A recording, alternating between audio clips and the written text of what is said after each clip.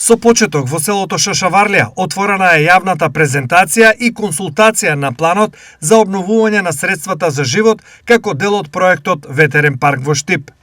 Иницијативата започна вчера, компанијата Алказар Енерджи ја стави на јавен увид студијата за оцена на влијанието врз животната средина и социјалните аспекти за Ветерниот парк во Штип, што представува важен чекор во реализација на еден од најголемите проекти за обновлива енергија во Македонија. Планираниот ветерен парк има инсталиран капацитет од 396 мегавати и многу ќе придонесе за енергетската независност на земјата, намалување на употребата на фосилни горива и исполнување на климатските цели.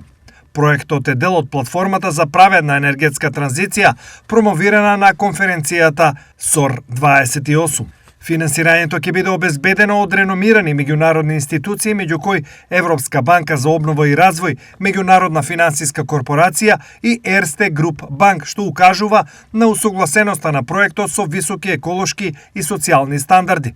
Периодот за јавен увид трае до 27 април 2026 година, а во тој период се организираат и јавни консултации на кои граѓаните, институциите и другите засегнати страни можат да дадат своји мислења и забелешки кои ќе бидат разгледани и вклучени во финалната верзија на студијата. Ветерниот парк ќе се протега од Карбинци па до Радовиш, ќе ангажира околу 300 вработени од секакви профили и ќе обезбеди струја колку за еден град од 100.000 жители, ќе чини половина милиарди долари и освен големиот енергетски, во него има и голем економски потенцијал и придонес.